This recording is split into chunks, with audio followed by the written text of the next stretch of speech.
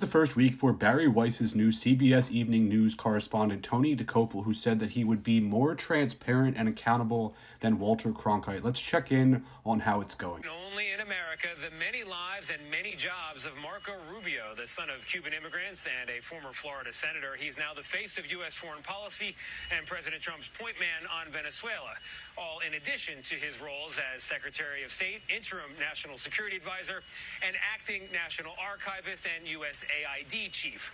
Whatever you think of his politics, you got to admit it's an impressive resume.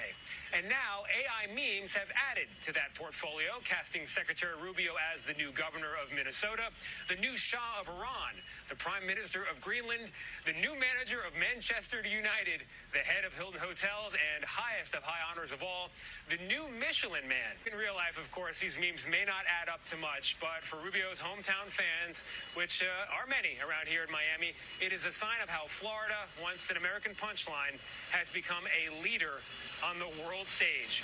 Marco Rubio, we salute you. You're the ultimate Florida man. Just to refresh your memory, that's the man who said he would be more accountable and transparent than Cronkite or anyone else of his era. What he's doing here is heaping praise on Marco Rubio, the U.S. Secretary of State, at a time when the United States just kidnapped the leader of another country and is threatening to invade Greenland and destroy NATO. What we're getting is AI memes of Marco Rubio that a 75-year-old Republican in Florida may find funny. Reminder, Walter Cronkite was a war correspondent who was flying bombing missions over Europe. Johnson was telling America how well Vietnam was going. Walter Cronkite went to Vietnam and he described it as a stalemate. The defining moment in shifting the public's perception of Vietnam. He's the man who told the country about the murder of John F. Kennedy and Martin Luther King Jr. The man who made it his mission to tell the American public what happened at Watergate. And this little fucking clown has the balls to compare himself to that man. Tony is an idiot and a stooge who gained notoriety last year for giving one of the most unprofessional interviews that CBS has ever aired with Ta-Nehisi Coates. Staunch defender of Israel, Tony was not there to give a journalistic interview, right? He was there to attack the man. Let's go back and listen to what Tony promised when he started the job. Press has missed the story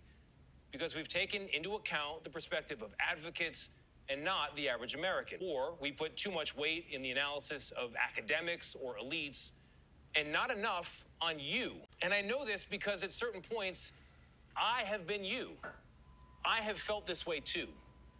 I felt like what I was seeing and hearing on the news didn't reflect what I was seeing and hearing in my own life, and that the most urgent questions simply weren't being asked. So here's my promise to you. Today and every time you see me in this chair, you come first.